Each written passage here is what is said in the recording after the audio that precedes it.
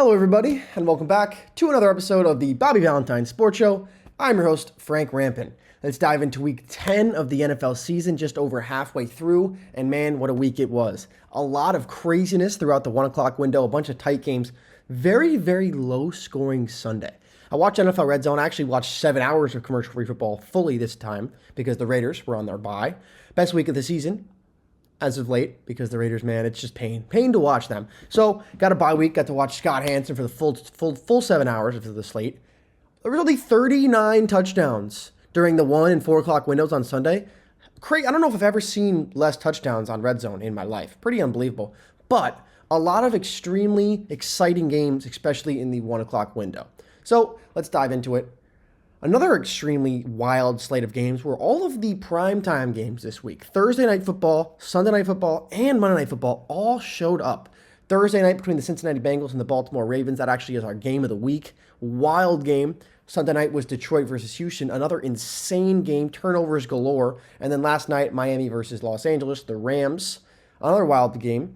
And in those three primetime games, there was 156 combined points and 12 total turnovers. 7 of them coming just from the Detroit-Houston game Sunday night. Wild game that was, but interestingly enough, that was not the game of the week. And special teams had a crazy Sunday. 10 total missed field goals on Sunday, most at any week this year because kickers have been pretty much automatic. 2 field goals were blocked, 2 muff punts were lost, and there were also 2 walk-off field goals. So a lot of good, a lot of bad, and a lot of ugly for the special teams this week. So let's dive into the recap, starting with the play of the week. This one brings us out to our nation's capital, Washington, D.C. First quarter here, 2nd and 9 for Russell Wilson and the Steelers. Drops back, looks to the right corner of the end zone for George Pickens. What a body adjustment to make that catch. Levitating, contorting his body, reaching across over his head. Unbelievable feat of athleticism right there from George Pickens. Play of the week comes from the Steelers. So we'll stay in the AFC North and go from the Steelers Commanders game to a full AFC North showdown. This was Thursday Night Football. I alluded to it before. Bengals versus Ravens game of the week. The NFL slate this week was start off with an absolute banger Thursday night. Looked like a great game on paper, and it lived out to be so. So we pick things up here in the beginning of the fourth quarter. 3rd and 2 from their own 16-yard line for Lamar and the Ravens. Fires left side to Tylan Wallace. Makes the first man miss. Makes the second man miss. And a third. Tightrope walk down the sideline, and he's gone. Touchdown Ravens. What a play. And Tylan Wallace, if you remember from last season, had that walk-off punt return touchdown in overtime to beat the Rams. So Tylan Wallace continues to make big plays for this Ravens offense, this time on the receiving end. But Justin Tucker misses the extra point. Probably the best kicker in the league for the last 10 years. Something has gone on inside of his head this season, and he could not figure it out. He's been the worst kicker in football from 50-plus yards, which is normally his bag. I mean, really everything's his bag, but it's weird. He's missing extra points. He's missing easy kicks, and it's like almost the same every time. It goes up straight, and then it veers off to the left. So very, very interesting, weird from Justin Tucker, probably the best kicker in the NFL. So we'll pick things up out. Next, Ravens possession after a turnover on downs by the Bengals. 3rd and 9 inside the 20 for Lamar. Surveying, floats one to the left side. Mark Andrews wide open. Touchdown Ravens. They go on top. What a play from Lamar, finding Mark Andrews, his 3rd touchdown of the season. So, and because that last time down, they missed the extra point, they end up going for 2 here. As you see, Andrews wide open, crossing that goal line. So the 2-point try to make this a touchdown ball game. Read option, Lamar and Derrick Henry. Who are you going to pick? You take Derrick Henry. Lamar's got the ball. Finds the pylon. 2-point conversion good. Full 7-point lead for the Ravens. First play of the next drive for the Bengals. 1st and 10 from their own 30 after the touchback. Burrow chucks one deep down the middle of the field, and look who's wide open. Jamar Chase. Touchdown touchdown Bengals 70-yard bomb on the first play of the next drive after losing the lead. And keep in mind, this was a 21-7 Bengals lead at halftime. Lamar and the Ravens stormed back, but what a ball from Joe Burrow, perfectly placed to Jamar Chase. His second touchdown of the game, and that puts him well over 150 receiving yards on the day. So now, moving ahead yet again. Inside the final 2 minutes of the game, minute 56 left to go, Ravens at the 5-yard line, 3rd and goal. Lamar, pressure's coming, rolls out to his left, little jump throw flick, right to Rashad Bateman, touchdown Ravens. Great throw there from Lamar, little jump touch floater, Steph Curry action for the lead. So that makes it 35-28, but a minute 48 left to go, Joe Burrow and Jamar Chase have time. So, after a massive 4th and 10 conversion from Joe Burrow to Andre Yoshivas, the Bengals driving into Ravens territory. 1st and 10 from the 40. Joe Burrow hit as he throws, lost one to Jamar Chase. He's got it at the 30-yard line. Huge play there, 15, 20-yard pickup, and a roughing the passer penalty tacks on 15 more. So now 3rd and goal inside the 5-yard line, 42 seconds left. Joe Burrow floats one to the right corner of the end zone, and it's caught by Jamar Chase. His 3rd receiving touchdown of the game. He's got 11 receptions, 264 yards, and 3 receiving touchdowns. What a game from Jamar Chase. And the Bengals on the road, they don't want to send this game to overtime. They want to go for 2 and the win. A lot of scrutiny over the decision to not do that by a couple teams the week prior. The Bucs being one of them. Can't remember the other two. The Patriots being another off the top of my head. But Bengals choose to go for 2. 2-point conversion. 38 seconds left. Here's your ball game. Burrow takes the snap, looks right, pressure comes, fires, and it's incomplete. Surprised he didn't go to Jamar Chase there. But then you see the replay. Mike Gesicki getting held like crazy off the line. Goes down trying to sell a flag. And then Joe Burrow smacked in the face, right in the face mask by a hand from a defensive lineman. No calls, no defensive holding, no roughing the passer. And man, tough way to end this game if you're a Bengals fan, especially with how ticky-tacky and honestly how soft the roughing the passers have been now. Joe Burrow gets hit right in the face mask. Could have been a face mask or roughing the passer. Should have been called, wasn't. Lamar and the Ravens recovered the onside kick from the Bengals and kneel out the clock. So wild game on Thursday night. Insane game to start up week 10 of the NFL season. And the Ravens come out on top. Heartbreaking loss for the Bengals. Their season in dire straits, need to figure it out now. So, wild game between 2 AFC North teams, and all the video we showed today, the play of the week and the game of the week, all AFC North. So from that, let's go into the standings update. Now that we are 10 games through, the Buffalo Bills, they beat the Indianapolis Colts 30-20 to improve to 8-2 for the first time since 1993. They reached Super Bowl last year. Obviously, they didn't win. The Bills have never won a Super Bowl. They have 5 more wins than any other AFC East team. Crazy. This division could be wrapped up in like week 13 or something like that. Wild. Josh Allen, absolute beast. He's tied for the 2nd most rushing touchdowns in Bills franchise history, only behind Hall of Famer Thurman Thomas, has 65. Josh Allen has 57. That's tied with another Hall of Famer, O.J. Simpson. Wild. And the most games in NFL history with 250 passing yards and 50 rushing yards. Josh Allen has the most with 14. He passed Lamar Jackson, Russell Wilson, and Cam Newton, who all have 13 this Sunday. The Miami Dolphins saved the state of Florida. The state of Florida was 0-11 this weekend in football. College football, NFL football, the Jags and the Bucs both lost. All Division I teams lost, and even HBCU lower level Division I teams lost as well. 0-11 going into Monday night, but the Miami Dolphins pull out a win against the Rams 23-15 on Monday Night Football. They improved to 13-2 all-time versus the Los Angeles Rams. They've won 6 straight. Mike McDaniel picked up his first Monday Night Football win as the Dolphins head coach, improving to 1-2. And in all 3 of the wins for the Dolphins this year, they've allowed 17 points or fewer.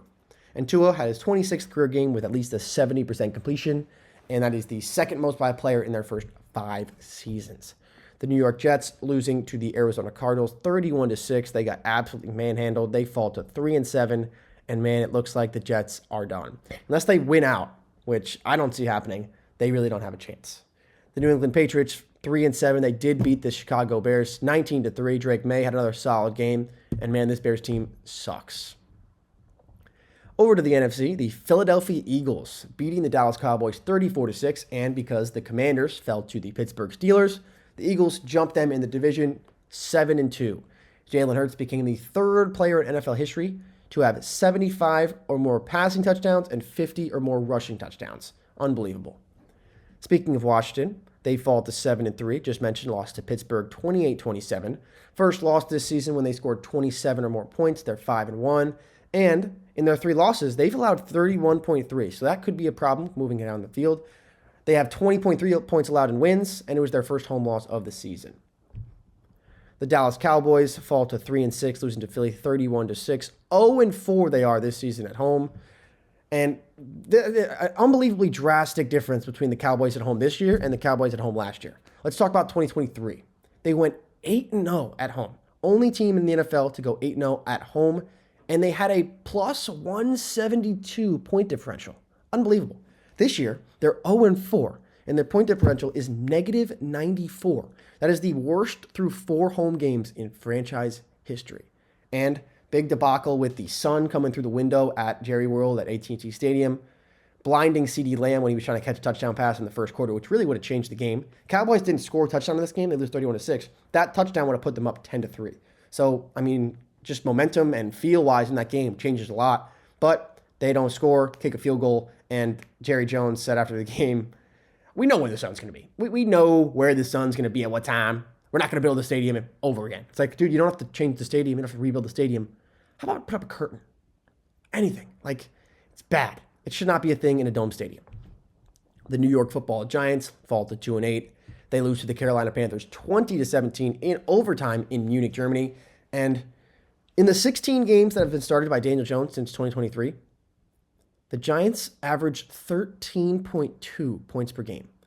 13.2 points per game in 16 games started by Daniel Jones after he signed his massive contract, that is. Unbelievable. The Giants' offense this season averages 4.8 yards per play. That's good for 28th out of 32. 309.7 yards per game. That's 23rd in the NFL. 15 touchdowns is tied for 29th. And they have a 39% red zone percentage. That would be last. 32 out of 32. Not a good season for Giants fans, but hey, I feel you. Look at all this stuff behind me. The AFC North, the Pittsburgh Steelers, they beat the Washington Commanders 28-27. It was their first 1-point road win, and I think it was 14 years, since 2010. 30.8 points per game during the 4-game win streak for Pittsburgh. Russell Wilson had his 13th career game-winning drive, or had his 13th career game-winning passing touchdown in the fourth quarter or overtime. That's the longest, or he has 22 straight games with a touchdown pass, the longest active streak in the NFL. And that snapped a 46-game streak without a 3-touchdown pass game by a Steelers quarterback. And Mike Tomlin improves to 14-4 after the bye in his career. Mike Tomlin's an unbelievable coach. I don't know how anyone could ever question that guy. Everyone was like, oh my God, Justin Fields. Why would you, we're 4-2. We have 4 wins with Justin Fields. Russell Wilson is a dog. The Ravens, 7-3. Played our game of the week against Cincinnati. They improved to 7-3, beating them 35-34. 9-0 at home under John Harbaugh on Thursday Night Football. 22-3 in prime time and home games under John Harbaugh since 2008. That's pretty good. Lamar Jackson is 10-1 in his career against the Bengals. Just owns that team. 5 straight wins. 2 wins this year by a combined 4 points. So very, very good games from these AFC North rivals. Slow start for Baltimore in this game. They only had 102 yards at half. That's the fewest they've had at halftime in the last 2 seasons. But then it turned into an absolute battle between Lamar and Joe Burrow. First time that 2 quarterbacks each had 8 or more touchdown passes against each other in head-to-game games in a single season. Lamar went 25 for 33 for 290 yards, 4 passing touchdowns, and then he ran 7 times for 33 yards. It was his 3rd game this season with 4 more passing touchdowns. And he's got 19 straight games with a touchdown pass for Lamar, the longest streak in Ravens history, including the postseason. Lamar threw the longest touchdown pass of his career, 84 yards to Tylan Wallace in the start of the fourth quarter. And in his last 4 games, he's thrown 14 touchdown passes to 0 picks. He's got 136 consecutive passes without a pick, the longest streak since 2019. And it was their first time trailing by more than 3 points since week 18-22 at halftime. And so Lamar Jackson, he won the MVP last year. He's having better season this year. So through 10 games last year in his MVP year, he was 7-3, same record he has now. He had 10 passing touchdowns, 5 picks, and 481 rushing yards. So this year, through 10 games, 7-3, same record I said. 24 passing touchdowns, 14 more than last year. Only 2 picks, 3 less than where he was last year, and 539 rushing yards, almost 100 more than where he was at last year. Unbelievable. Lamar Jackson on pace to win his 3rd MVP and 2nd in a row. Derrick Henry became the 2nd player since 1990 to have a touchdown in each of his first 10 games of the season, joining Todd Gurley, who did it in 2018 for the Rams. They scored 28 points in the second half, the most by any team in the second half this season. They beat the Bengals. They dropped to 4-6 after a tough game. Jamar Chase goes absolutely wild on Thursday Night Football. 11 receptions, 264 yards, 3 touchdowns, 55.4 PPR fantasy points. First player in NFL history with multiple games of 250 receiving yards and 2 or more receiving touchdowns. And he scored the most fantasy points by any player since Jamar Chase back in 2021.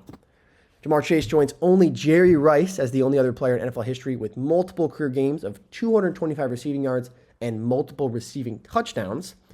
Chase leads the league in all receiving categories: receptions, receiving yards, and touchdowns. He's got 6 more receptions than anyone else, 198 receiving yards than anyone else, and 4 more touchdowns than anyone else. He's got 12 career touchdowns of 50-plus yards, tied for the 2nd most NFL history before the age of 25. The only one that has more, Randy Moss, had 14. He's the 2nd player in NFL history with 175 receiving yards in 2 games versus the same opponent in the same season, joining Art Powell of the 1963 Raiders versus the Oilers. And he joins a short list of 4 players to have 200 receiving yards and 3 receiving touchdowns multiple times in their NFL career. Obviously, Jamar Chase, Jerry Rice, the GOAT, Cloyce Box, yeah, of course, and Gene Roberts, yeah, the 2 legends that everyone knows of.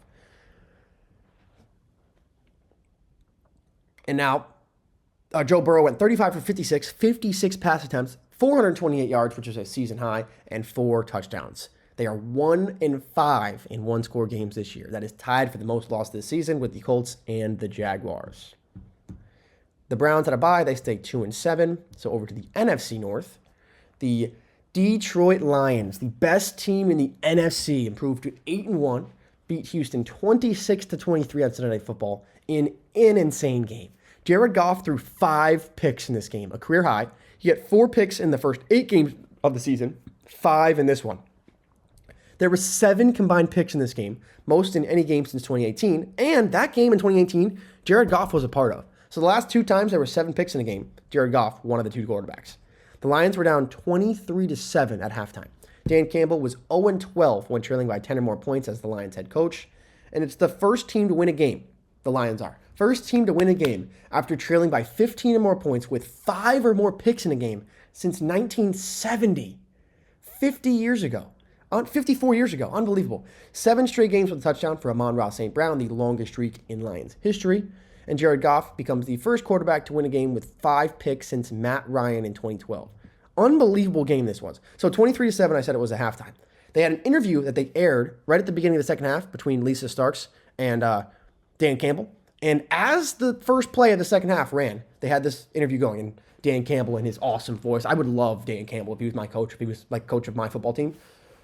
Yeah, man, we got to clean it up, man. We can't be turning the ball over. We got to protect the football, and we got to get some more turnovers ourselves. We can't get it all back at once. We got to trip away. We'll do that. And as soon as he says that, Carlton Davis picks off the first pass, the first play of the second half. C.J. Stroud throws a pick to Carlton Davis, and the Lions are in business. Goff did turn it right back over, but just a wild sequence of events in the second half, capped off by 2 50-plus yard field goals by Jake Bates in the last 6 minutes. His second one was a walk-off as time expired, and he became the first kicker to make 2 50-plus yard field goals in the final 6 minutes of regulation since 2021. 8-1 is the best 9-game start since 1954 for the Detroit Lions, and that year they won the NFL championship before there was a Super Bowl. The Lions are 5-0 on the road, 11-3 on the road since the start of last season, and this is the largest comeback win ever for a team that had 5 more picks in the game. The Vikings, they beat Jacksonville 12-7 in an absolutely disgusting game. Just a horrible game for Sam Darnold, really. Every time they got into the red zone, he threw a pick, but just able to squeak one past Mac Jones-led Jacksonville Jaguars. Trevor Lawrence had a shoulder injury, so Mac Jones stepped in. He didn't have a good game either. The Packers stay at 6-3. They were on bye this week, and the Chicago Bears lose to the New England Patriots 19-3. The Bears' offense has been absolutely atrocious during this 3-game losing streak, and really ever since that Hail Mary. In that Hail Mary game against Washington, they only scored 1 touchdown, and it was on a 50-something yard run by DeAndre Swift. Since that touchdown, they haven't scored one. They have 34 possessions during this 3-game losing streak, 2 touchdowns, 23 drive TD drought. Caleb Williams has these are his numbers during this 3-game losing streak. 50.5% completion percentage, 156 passing yards per game, and a 0 touchdown to 1 turnover ratio in 3 games. They're averaging 9 points per game during those 3 games, only 2 touchdowns, and they have 23 consecutive drives without an offensive touchdown, the longest streak since 2017. Brutal.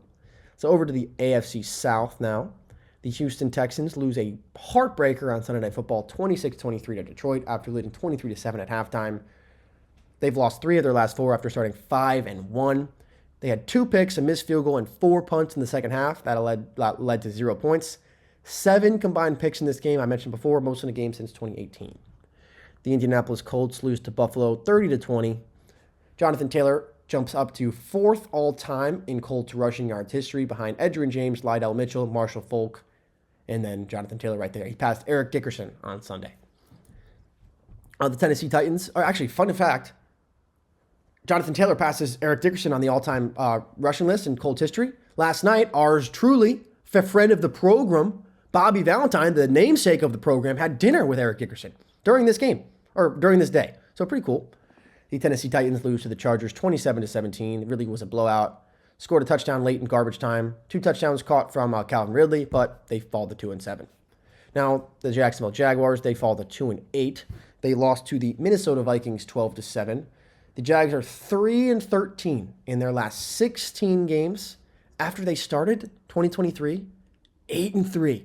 They were 8-3, and they've lost 3, or they've only won 3 of their last 16 games since. They had 143 net yards, which is the difference between the 2 yards in the game between Jacksonville and Minnesota. 143, the fewest in a game coached by Doug Peterson. Their point differential this season is negative 877. Negative 877 point differential. That is the worst through 10 games since 2013 when they're over 1,000. Negative 1,136. Man, that's bad. What's going on here? All right. So now to the NFC South. The Atlanta Falcons, heartbreaking loss to the New Orleans Saints, 20-17. Last second loss. Clock management issue from Kirk Cousins and the Falcons, 3rd and 19. He threw it over the middle with no timeouts. Unable to get the boys lined up to go for it on the 4th down. They made the play happen. Didn't pick up the 1st down or get out of bounds. So that game ended in heartbreak. Another heartbreaking loss. The Tampa Bay Buccaneers fall to 4-6 after losing to San Francisco 23-20. Baker had an unbelievable game, kept this game alive. There was I think it was 4th and 6 with about 2 minutes left to go in the game.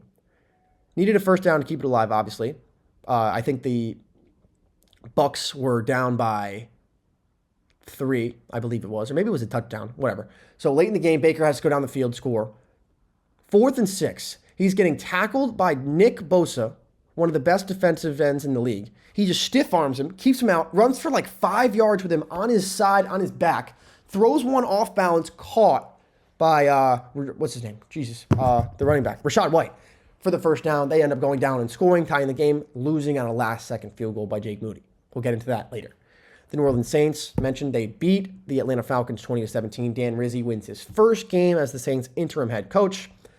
And he told an interesting story after this game. He said when he first got to the facility, he went into the coaching locker room for the first time because he was never the head coach, took a dump, and clogged the toilet. So immediately upon his first day of being the head coach on game day, he comes into the room, or into the building, goes into his head coaching office, and clogs a toilet with a massive dump he takes. Not a good start to the day, but hey, they win the division-leading Atlanta Falcons, snapping a 7-game losing streak, first win since week 2. That win was over the Panthers, or excuse me, no, they lost to the Panthers, sorry. But the Panthers get a win this week. They improved to 3-7, beating the New York Giants 20-17 on a walk-off field goal in overtime in Munich, Germany. Back-to-back wins for the Panthers for the first time in 700 days. Exactly. To the day. 700 days since the last time the Panthers won 2 games in a row, and it's their first time in 31 games. Good for them. Over to the West, starting with the AFC. Man, the Kansas City Chiefs, 9-0. They beat Denver 16-14 after blocking what would have been a game-winning field goal as time expired. First blocked field goal by the Chiefs since last season. It was also, coincidentally enough, against the Broncos. Whoever the left tackle or whatever, the wing for the Broncos field goal team, got absolutely plowed over. Such an easy field goal block, brutal. The Chiefs are the 5th reigning Super Bowl champion to start 9-0. They have 15 wins in a row, longest streak by any team since the 2010-11 Packers when they won 19 in a row. They're the third 9-0 start for the Chiefs in franchise history, joining 2003 and 2013. First time they did this in a year that didn't end with a 3. Kind of interesting. 11 years, not instead of 10. Lowest point differential ever by a 9-0 team in NFL history. Plus 58. Just 2 points worse, I guess, than the 2006 Indianapolis Colts, but man, that is crazy.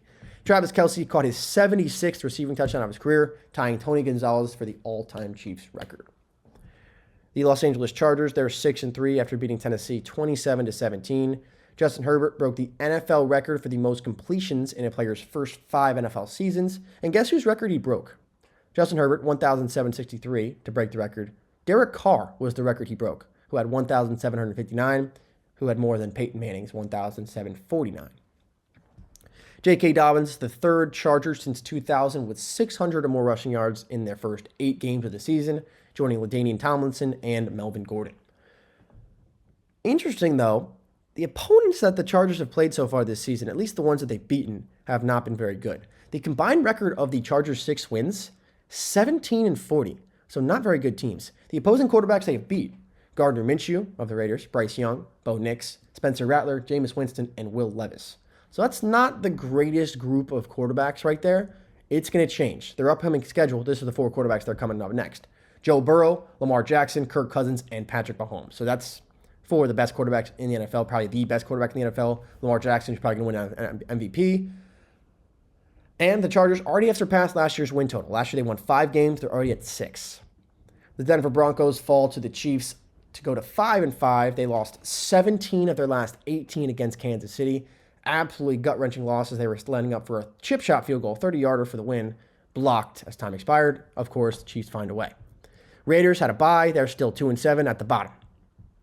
And to finish things off with the NFC West, the just out of habit said that. The Arizona Cardinals lead this division, not the Niners. Sorry, Cardinals fans. They beat the Jets 31-6 in an absolute dominant performance. Kyler Murray completed 17 passes in a row at some point during this game, the longest streak in franchise history. This team looks good. They run the ball. James Conner's a good player. Marvin Harrison gets his targets and big plays when he needs it. Trey McBride is a beast too. This has been a sneaky, tough team in this not-so-good NFC West, so they have a chance. The San Francisco 49ers, they improved to 5-4, get themselves over 500, consecutive wins for the first time this season. Christian McCaffrey returned this year, CMC, his first game in 2024, and he had 107 yards in his debut, and people were saying it was a bad day. He had 39 rushing yards and then 6 receptions for 68 receiving yards. The 49ers are 17-2 in games when McCaffrey has at least 100 scrimmage yards since 2022. That's a pretty good recipe for success. Jake Moody, the kicker for this Niners team, had a wild game. 3 missed field goals during this game. 3 missed field goals, and Debo was not happy about it. He shoved their long snapper in the face on the sideline after the 3rd miss. But then Moody steps up with a tie game, 48-yard attempt as time expired, drilled the game winner. First kicker in Super Bowl era with a game-winning field goal as time expired in regulation after missing 3 attempts in the game. Unbelievable. The Rams, they fall to 4-5 after losing to Miami 23-15 on Monday Night Football. 6 games in a row with a pick for Stafford, tying the longest streak of his career. This is the 2nd time in the last 50 games when Stafford has 0 touchdown passes, and the 4 losses in a row on Monday Night Football for the Rams. Not good. They have scored less than 20 points in 4 of their 5 losses. So offense needs to get things going, and when they don't, they lose. So the Seahawks had a bye, stay at 4-5 at the bottom, and that's going to do it for this week's episode. Week 10 in the books, heading into the, I guess not the teens, but the week 11 now, whatever. So hopefully you enjoyed this one. Bunch of wild games in that 1 o'clock window. Hopefully we keep things going this week. So If you want to follow us on Instagram, Twitter, TikTok, all that good stuff, at the Bobby Valentine Sports Show. And if you have any questions about the Bobby Valentine Sports Academy, at bvacademy.com. So hopefully you enjoyed this one. I am Frank Rampin. Peace out. We'll see you next time.